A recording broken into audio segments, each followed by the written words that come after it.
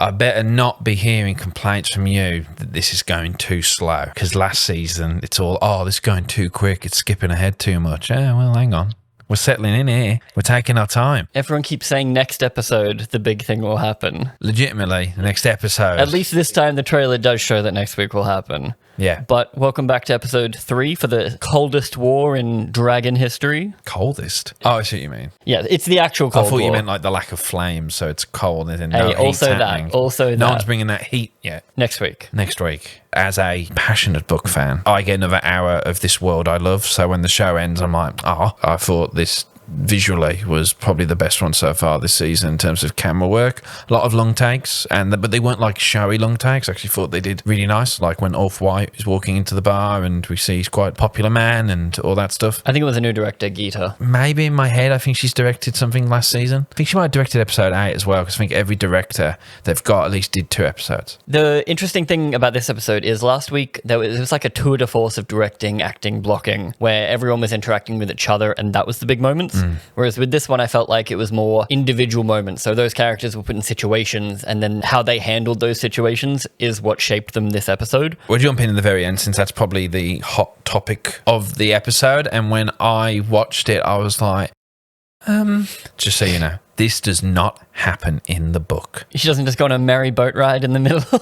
Considering last week Otto absolutely ripped into Aegon for the ludicrous plan of Arik going over to kill Rhaenyra and to disguise himself, and then that gets brought up again this week as being a ludicrous idea. It is weird that then we have Rhaenyra do an equally stupid idea of entering into her enemy's stronghold to go and have a meeting with her old friend / big enemy. And I think the reaction comes from that some fans are very wary of Game of Thrones season 7, season 8 ridiculousness happening. Yeah. Like the Hound and Arya just teleporting to King's Landing and stuff like that. I get why they did it. They wanted the character moment, and there's literally no other way they can do it. It's a nice callback to season 1 when they're at the Sept. Because when else would this ever happen? Like, you cannot get these two characters to talk in any reasonable way. So the only way to get these two characters to talk is an unreasonable thing. And it did serve a point, and that point was to ruin IGN's whole idea. IGN had a hot take where they say that the melodrama plot of, it's a simple misunderstanding, if only these two characters had talked, they could work it out. No, it's correct in the way that it's stupid to begin with, because it is such a little, my delirious husband in bed sprouted something and I now wholeheartedly believe him.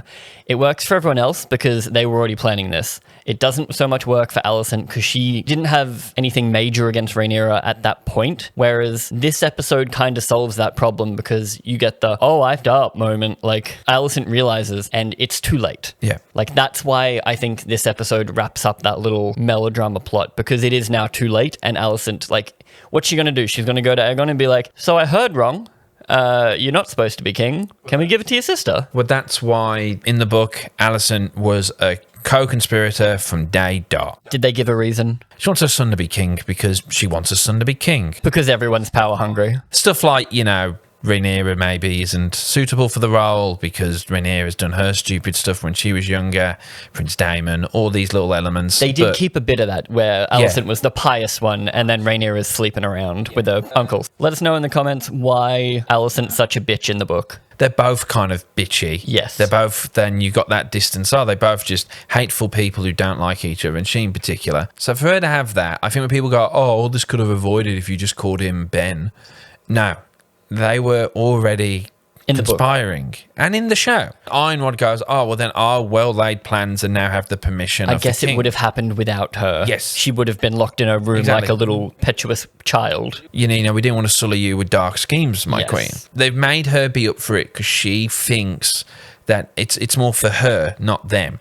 She thinks, okay, it's what my husband wanted. So what we're doing now isn't wrong or usurping. I'm just doing what my husband wanted, which is fine for her to believe. I thought it was more interesting that she's the only one who believes that. Everyone's like, okay, Alicent. That's what I do like about this episode, that it kind of covers over that because it's too late. Yeah, but then practically, I think Rhaenyra doing that, what does that help?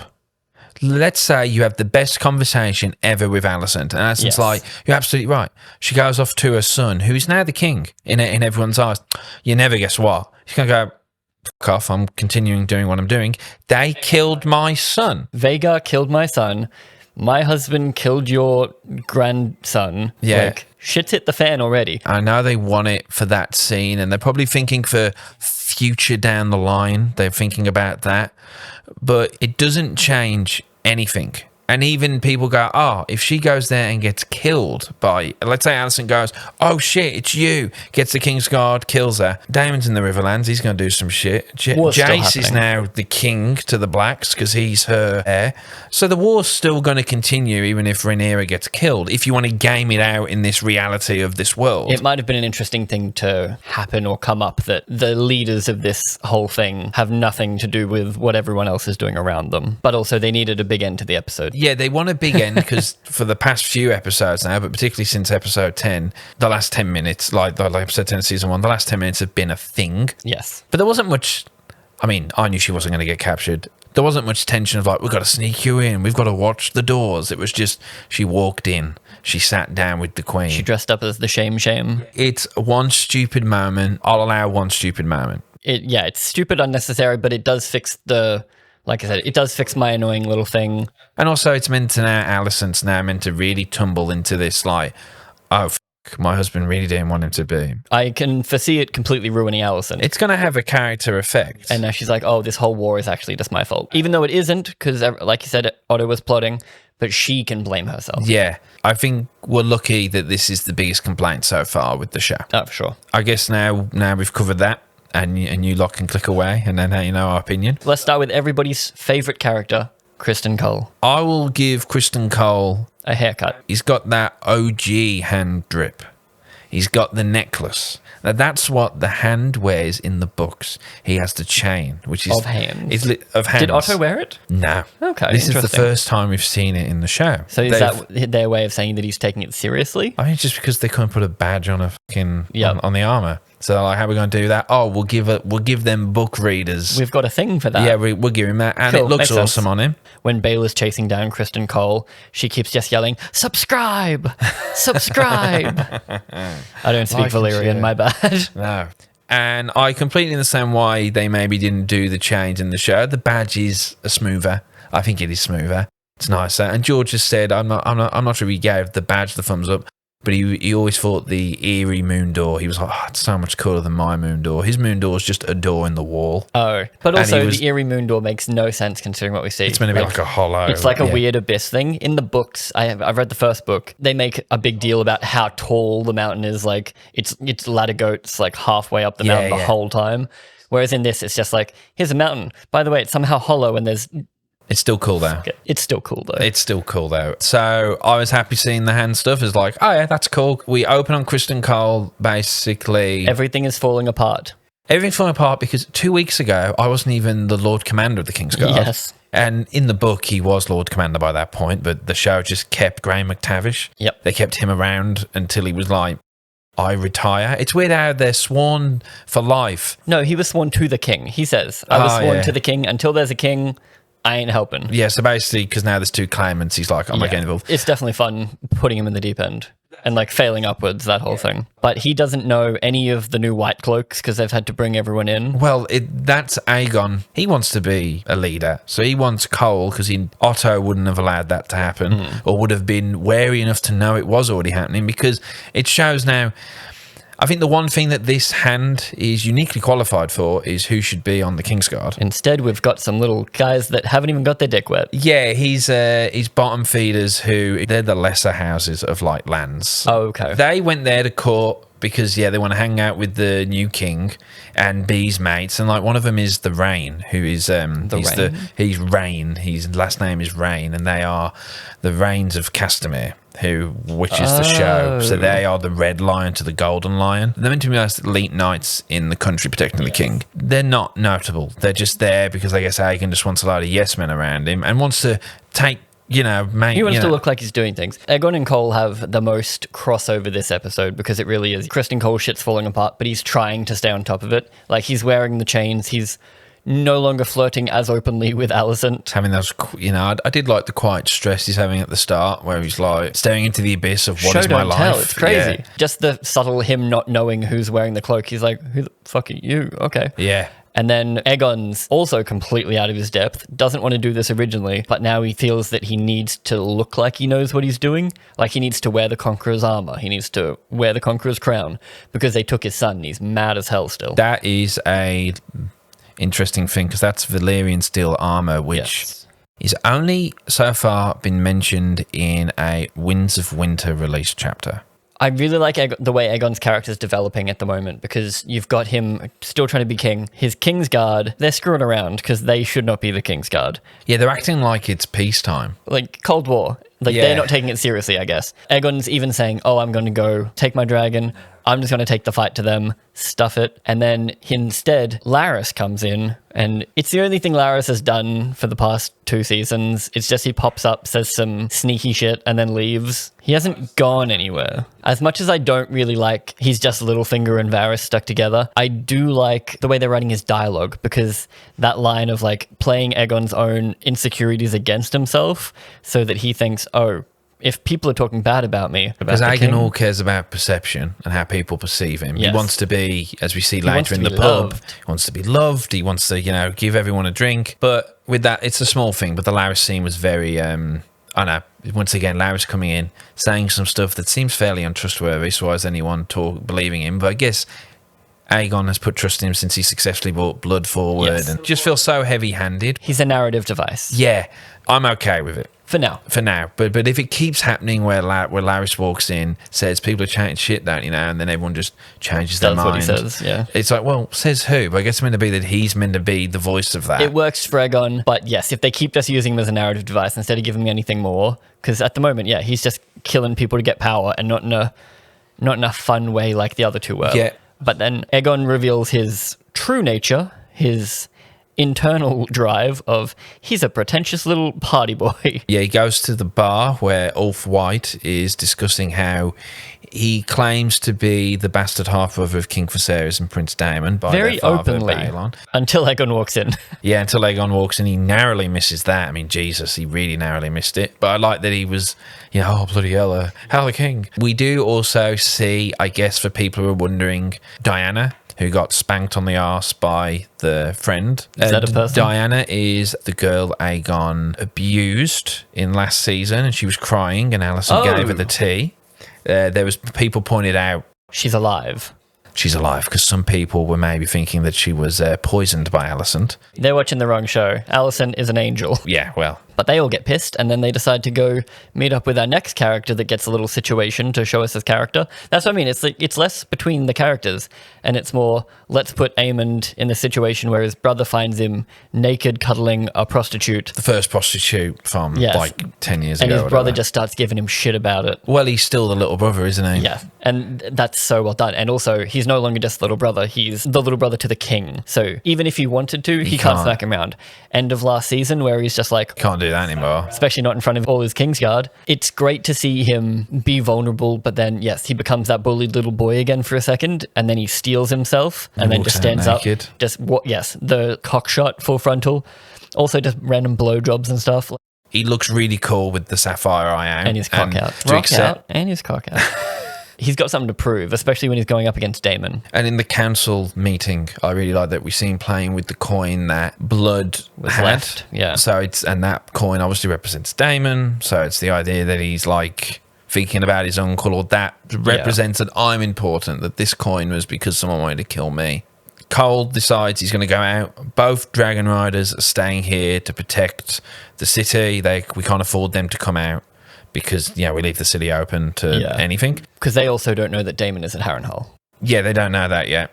So they're keen to move out. They're in for a nasty surprise. I like that we are seeing, unlike in the previous show, we're getting some colour in the show, some heraldry, like High Towers of the Green.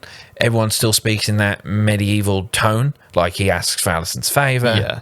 All these things that in later Game of Thrones season, where you've got Bronn going, didn't they teach you that in Fancy Lad School? Whatever school is. They even started saying fire instead of loose with the bow and arrows. Yes, I remember people were mad at that. It's like they got really lazy towards the end there. So with this, there seems to be, we will use Shakespeare as a shorthand because that's what everyone thinks. Cole meets Otto's son, who's riding, He's a fucking Swede. Yes. You know my father f***ed your mother in the face after a steak dinner? In the face! Playing a very similar kind of role. Yes, which is why as soon as I saw him, I'm like, oh, he's such a good twat. Such a good twat. Oh. Would actually suit being a Lannister in like another world. They do show a little bit in the trailer, and at the very end of this episode, after he gets swooped, his cowardly side. Yes. Which is, again, he's perfect at playing that. Yeah, and we get to see, like, obviously we all love hanging on Cole, but he has the Force and he has premonitions and can... Well, it's meant to be that he's a trained army general who... Yeah, he just realized at the exact right time. Like, he looked up and there's a dragon there. That's there for your... Well, in the books, It's shorthand. Baela's dragon isn't big enough for her to ride, so she never rides in the books. So they've just made that. People want just so dragons. People want dragons. People want, hey, isn't it cool that we can have a few more Moments. Diversifying the dragon riders Yeah. and And stuff you call like against that. the dragons. The more dragons you have, the more dance you can have. And it looked really cool. Like Ryan Condal said he wanted like a Ziggy Stardust dragon. So that's cool. He's got like weird striped Moon Dancer. Like a pale Moon green. Dancer, makes That's the name. Yeah, that's probably where they went for it. Yeah. Basically, Lord of Rook's Rest goes to Rhaenyra. I need to return to Rook's Rest because some of the lords for Rhaenyra are based on Dragonstone, so no worries, but some of them are in the Crowned Lands. Yeah. So they're at there because they're like, oh, why wouldn't I want to hang out with And the Baela Queen? brings news that there's an army. Yeah, there's an army. She's like, I need to go fortify Rook's Rest because the plan is either he's going to sack the cities and force them to join him, kill them, or just you immediately surrender and you're on our side. Although it doesn't have much of an army, honestly. No, well, It seems like a terrible idea to try to take on a castle with no siege weaponry.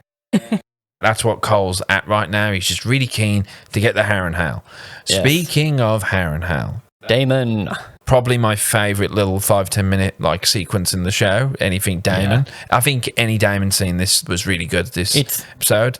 I think they know too. They put more work in them. Yeah, he lands and it Dark Souls his way through Harrenhal. It was really awesome seeing Harrenhal done right. We obviously have Harrenhal in the early seasons of Game of Thrones. It's just kind of a courtyard. They're mostly outside for it. You don't get the sense other than the one like CG shot that this is a horrified ruin, but in the books it's haunted. Game of Thrones, as I've said to you before, D&D didn't like doing any kind of magic unless it was absolutely, you couldn't get around it. So like when she has the shadow baby, we can't get around that. But any other stuff like the ghost of High Heart or any dreams Lady of any Stoneheart. kind. Even Daenerys is like, when she goes through the House of Undying, he's kind of neutered down from the book. It's more of an illusion than magic. In this, it was really awesome. He's hearing whispers. He's seeing things that aren't quite there. It's very magic. I was thinking it is nice to see magic because without that extra layer, this world just has dragons. Exactly. And this is going to be somewhat at the height of magic in a way. There's the most dragons ever in Westeros. So he's here to claim Harrenhal. Seems to expect he's going to get a whole garrison there. Instead, he finds like empty hot corridors. A few people at a table. It's the other, like a minor strong branch, basically. Yes. It's like they're all uglier than the Strongs we know. Yeah, it's crazy. Sir Simon Strong, played by an actual Sir Simon, one of England's great actors. Wonderful actor. You could just, no, you might not think it's like much, but I thought he brought a lot to that scene. Like, played it so well. Well, no one else speaks, it's just him, and then Damon does facial expressions every now and then. Yeah, but I think when he rocks up and he's like, I'm here to claim Harrenhal, and in the book he's like, yeah, okay. Here you go. Daemon insists on being called Your Grace, which is to somewhat maybe, is Daemon thinking he's king now because he's separate from Rhaenyra? He's like, you're going to call me Your Grace He's now? the king in the Riverlands. Yeah. If he gets his army and he takes King's Landing, 40,000 people. he could sit on the throne. Yeah. Once you're on it, it's really hard to get people off it. Though Matt Smith said he felt in the behind the scenes that Damon's going there to make amends, that if he can do this, him and Rhaenyra will be all right again. Yeah. Which I won't comment on. I have to see more, but it's still a fun wrinkle to have that it's not just Damon's doing this because it makes sense for the war effort. Yes. Why is Daemon? He's got 3 different motivations to go there, which is just good storytelling. Yes. So I'm not going to knock. Oh, it's not like the book. It's good storytelling. We also get to see Alice Rivers. I didn't know that name. No, she'll be named probably next week. But the bastard... She's a real person? She's, yes, she's in the book. Okay. No, I more mean he wasn't just seeing her. No, because she's just out near the Godwood tree thing. Yeah, but you see her when he walks in. Yeah, but he could be hallucinating in a magic castle. Yeah, we don't know what Alice Rivers is like in the history in the book. It's she gets a paragraph. Who knows where Alice Rivers came from? Some people think she was 80, Rivers but she looked 30. Name? Yeah, because the Riverlands Rivers. So Damon has a Macbeth Shakespeare type horror dream when he's going to bed, you know. We get to see Millie Alcock as... she's back. She's back for 5 seconds and was great. Which it's good for the future because it means she can come back. Like, there's nothing stopping them. I reckon we're getting Viserys back in the flashback in the kind of dream next week because we saw the crown, and I think we're getting Vizzy T back. For like, it makes sense to get Paddy Considine in. Yeah. I also hope we get more Otto. Yeah, no Otto this week. You feel him not being there by the way everything's falling apart. So that's really probably why. That's why it's so well done because, yeah, everyone's looking around at the table. Everything's falling to shit. The maester is the one saying we should go to war. And everyone's like, why is this happening? And it's like, oh, yeah, you sent away the only smart person in the room. That's it. Just to touch on Damon's stuff again. So he has that nightmare dream situation and he wakes up in the Godswood, which... It's the tree with the face. You see it in the show, but its roots have been making their way through Harrenhal, like cracking the... Oh, okay. Which kind of leads into that. Didn't pick up on it, but be cool. Harrenhal, okay, history lesson with me for Harrenhal. Built by Harren the Black. Harren the Black was of the Iron Islands. He ruled the Riverlands as like basically like the king of it before Aegon the Conqueror came. And they're raiding and pillaging because that's what they are. They just raid and pillage the Riverlands. And with the biggest, strongest army, what the f*** are you going to do? The legend is the moment the last stone was set, Aegon landed on Westeros with his dragons, goes over there and says, you're going to have to bow to me or else I'm going to kill you. And he's like, I'm in the biggest castle. Dragons can't melt stone. Dragons can't melt steel beams? No, that's a lie. I watched The Acolyte. Fire can burn stone. Stone is very flammable. So ever since then, Harrenhal has been perceived as being cursed that any family or anyone who ever holds it will eventually die. Yeah. A somewhat tragic death. There was a fun bit in this where they personify the castle really, really well. The fact that it's drenched and always leaking, like no matter where Daemon goes, it's leaking. Daemon says, oh, but Larys Strong is in charge of here technically, and he's with Aegon. And he's like, we know he killed his dad. Like, this is the rainiest castle. It wouldn't have set on fire. A fire at Sea Parks. Perfect. And that's so good. A fire at a sea parks? It's the weirdest thing I've ever heard. Yeah, and so when we see him in the Godswood, it's on the edge and it's looking over the God's Eye River.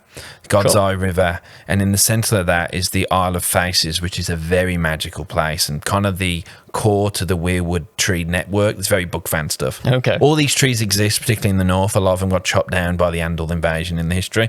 But basically, as Bran, he can see through a Weirwood network tree. Like, if there was a Weirwood there, I can see what was going on. And they kind of retain all the history.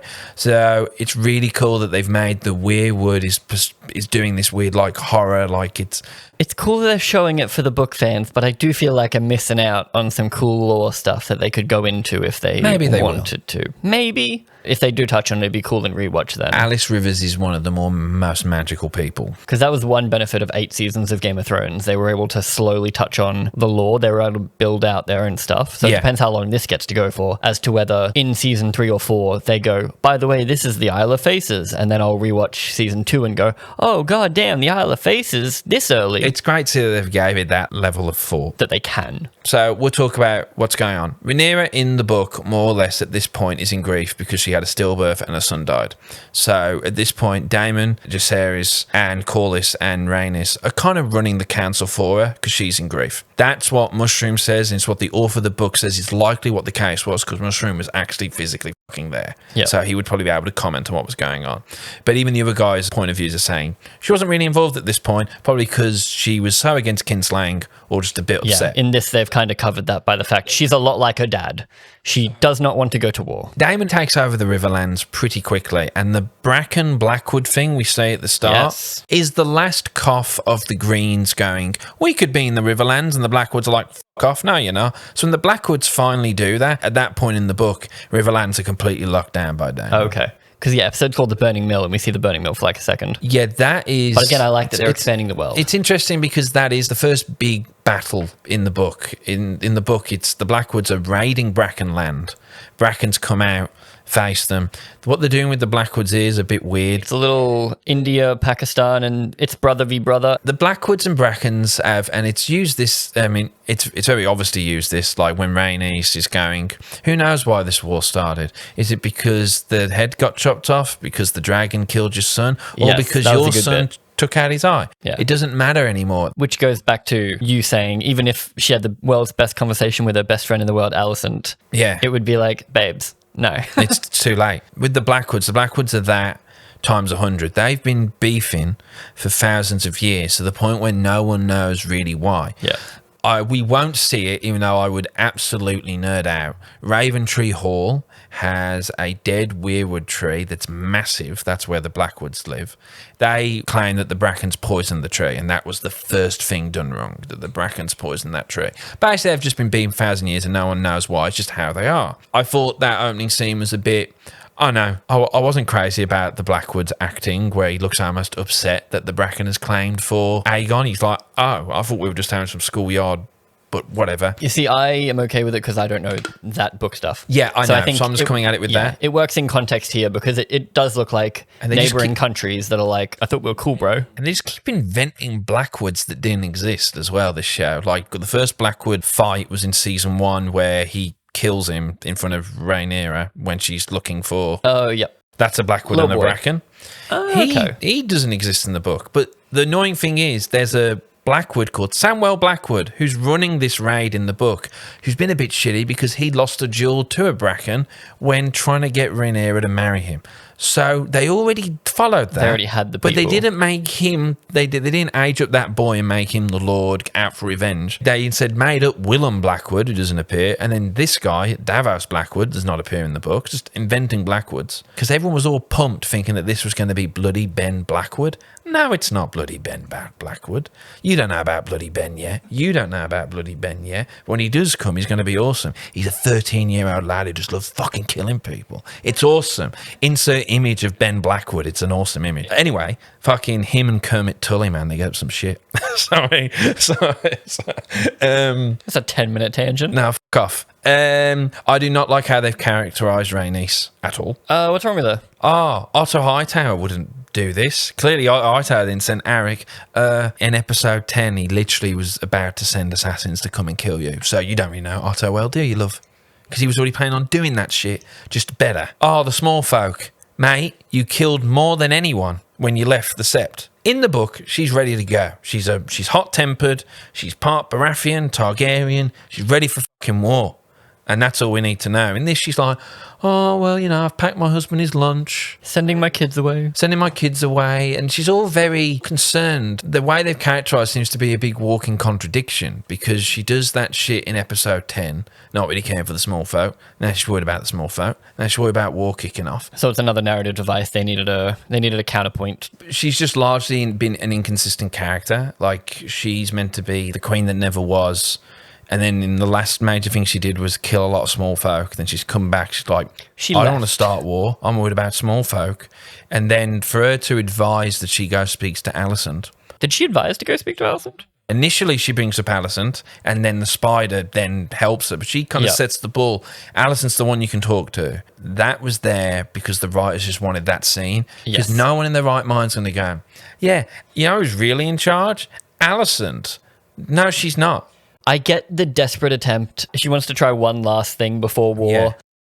But yes, again, they wanted a scene between their two female leads. And because, there's no way you could get those two in the same room. Rhaena gets sent off to the Vale to look after the sons, Joffrey and then Viserys and Aegon the Younger. Is that important? They've taken the dragons. It's important because they're setting up Rhaena to be something more. I'm sure you can tell with all those scenes. Not giving things away, they are probably going to put Rhaena in place of a character in the book. There was a character in the book that did a thing. A character that does something important. He's more active. Because right now in the book, That's it for Rhaena. We'll see you way later, love. I would rather they do this than time jumps. They've made Baela more active than what she's in the book. We see that there's a bunch of dragon eggs. I'm still waiting for the 3 Daenerys dragon eggs. That's them. That is them? The director reckons they are. I've been waiting for that, and when they came up on screen, I'm like, I wonder if they are or when we're going to get to see. It goes a little against the law, but it's not a big deal. 3 eggs that went somewhere, and then... People try and be a bit... Oh, yeah, because they end up in Pentos. That's the whole thing.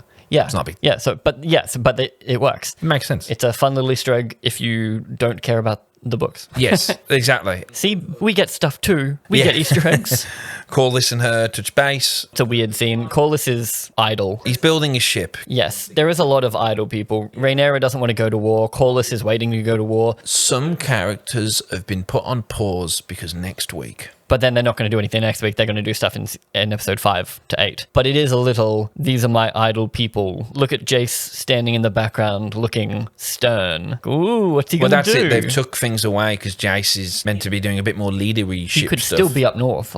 They could have done stuff like that, but... If they gave us a 10-episode season, we'd have 2 more episodes we could spend a whole episode. Don't even come down south. Just spend the whole episode up north with Jace. I think this will be the episode, even though there's a lot of things I really liked in there. Particularly all the Daemon stuff I thought was great. Maybe a little bit of a thumb twiddle overall. And I think the ending sequence, even the most patient understanding of what they're trying to achieve, I think that was a hard sell. That Rhaenyra going in to speak to the Queen.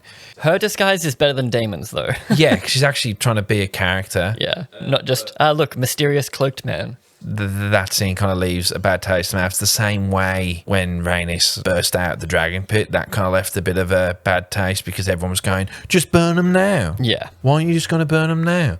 She could have escaped out the entranceway completely safely. I wish that's what they did. Just her simply slipping out the entranceway. They needed a big moment. They wanted a big moment. So that's where... But this wasn't a spectacle That's choice. the TV show format, though, really. They wanted to have it be a touch base because they just wanted them to touch base with each other. Cover up that little thing that it confirms for Rhaenyra even more that she should be queen because her face dad was hilarious though. Because her dad spoke of the prince that was promised. Well, I assume Alicent's not an overly busy character in the book. All the Greens that aren't Aegon and Aemond kind of want the same thing. They want Aegon to be king. So giving her a little self-downward spiral of, oh, everything is I caused a war. That's something for her to do. In the book, Helena goes, I can't do anything anymore. I'm locking myself in my room. I don't even speak to anyone. So they go, hey, Alicent, do you want to raise the 2 kids as if they were your kids instead? So Alicent, grandma, takes after the kids. Alicent's obviously doing other things, but that's what she's doing a lot of her time. So in this, I'm glad that they haven't done that to Helena, where they've just had Helena just go lock herself in her bedroom and not be heard from again. Yes. So to have that one scene...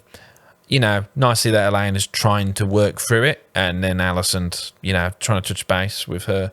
Then now that I've talked about it more, I feel like it's probably going to be the episode we talked less about. Had a lot of cool sequences in it. There's a reason they put it before next week. I think it's going to be overshadowed by next... If next week is as good as I hope it's going to be, because as a book person, it's pretty fucking big that's coming. If next week is a disappointment...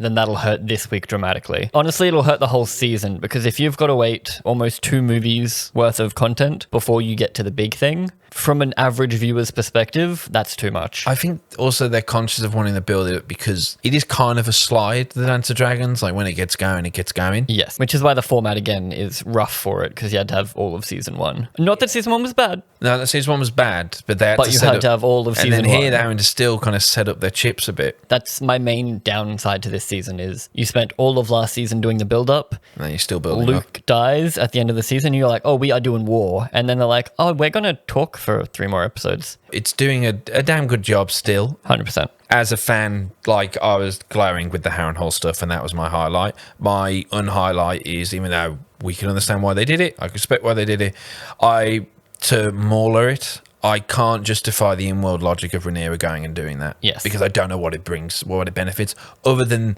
her just being confirmed that she wants to be queen, which is what she already wants to be in the book, and for Alicent to just kind of... It's going to begin her downward spiral. You could have done that anyway. I think you could have Alicent just kind of admit to herself that she wasn't talking about him and he was being fucking mental. Have someone else tell her the Song of Ice and Fire. Have them both figure out the same thing through different means. Like, they don't have to meet up to do it. But again, you want to get your two heroines in the room together because they're old friends. They're all, But yeah. And again, they're never going to see each other again. Yes, exactly. And it's another dumb fucking thing with that Rhaenyra thing. She went all that way just to tell Alicent to subscribe.